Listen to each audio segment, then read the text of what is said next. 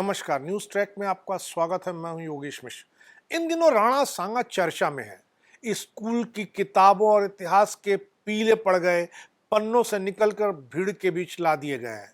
सैकड़ों साल बाद अचानक राणा याद आए हैं। बात जान देने और लेने तक जा पहुंची है। मैं गोली ही मार दूंगा जाके अखिलेश यादव को। ये गोली मारने का भारतीय जनता पार्टी का पुराना षड्यंत्र रहा है। माहौल बेहद गर्म है।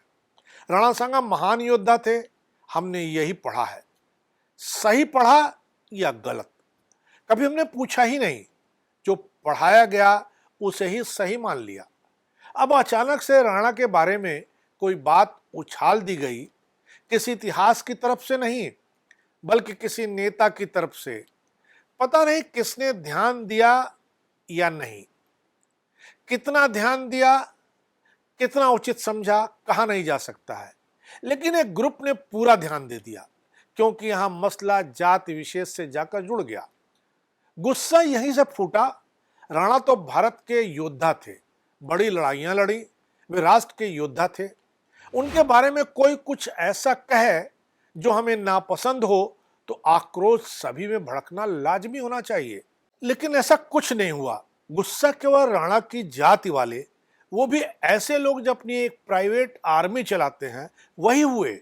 ठीक वैसे ही जैसे कभी बिहार के जंगल राज के दौर में जातियों की सेनाएं हुआ करती थी। एक राष्ट्र के योद्धा के अपमान पर उनकी जाति वालों का आक्रोश हैरत में डालता है, परेशान करता है, बहुत शर्मसार भी करता है। बाकी जाति वालों में कोई सुगबुगाहट तक नहीं, जैसे किसी और को राणा सांगा से कोई मतलब ही ना हो।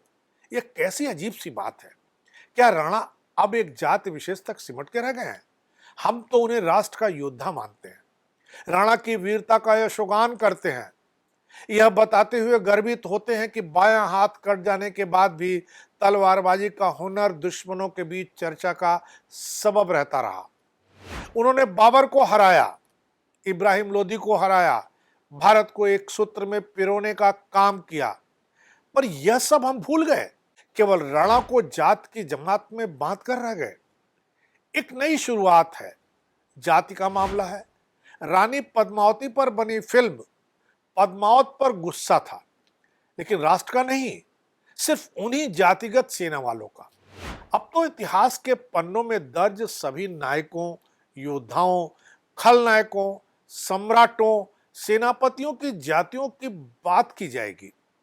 वे जाति विशेष के होकर और जातियों में ही सिमट कर रह जाएंगे।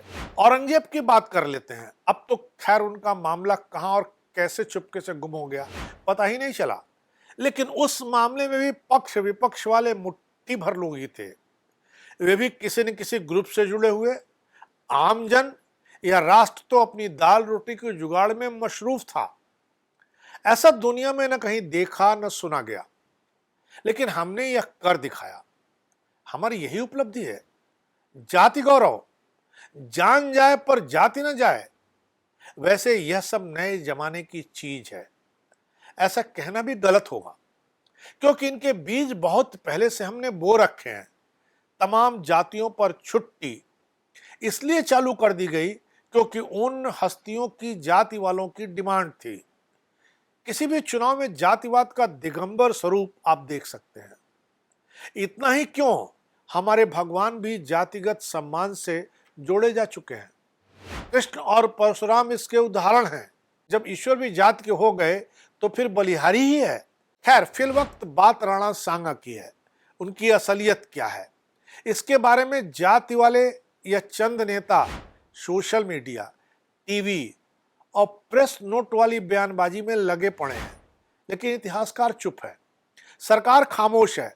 क्या हम देशवासियों को नायकों या खलनायकों के बारे में सही और प्रामाणिक जानकारी पाने का हक नहीं है?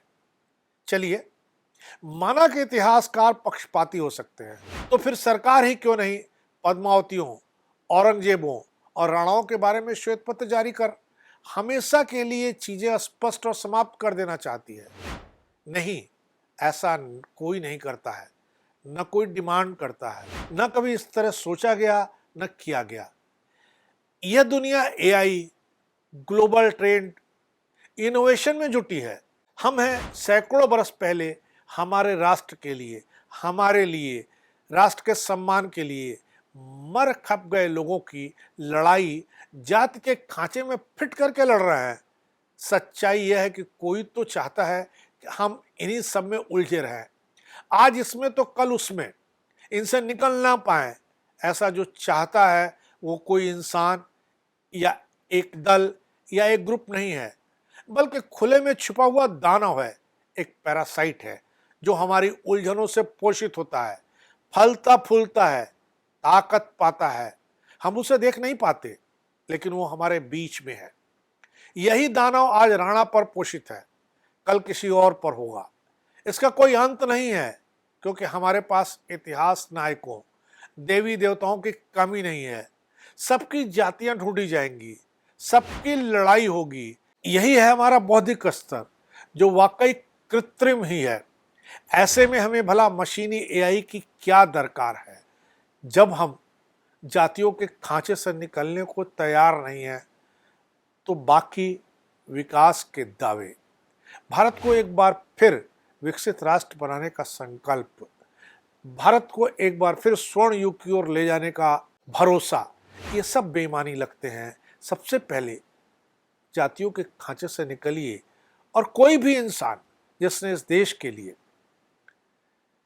हम सब के लिए, हमारे समाज के लिए, आज जहां हम खड़े हैं उसके लिए, उस माहौल को बनाने के लिए छोटा या ज्यादा कुछ भी योगदान करता है तो उसके प्रति गौरवान्वित हों, उसे नमन करें और जातियों के बाहर खड़े होकर के राष्ट्र सम्मान की लड़ाई की तरह उसे लड़ें।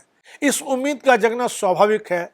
उम्मीद है आगे की कोई लड़ाई इसी धरातल पर लड़ी जाएगी। इस बार इतना ही, अगली बार फिर मिलेंगे किसी नए सवाल पर नए ढंग से बात करने के लिए। तब तक के लिए नमस्कार।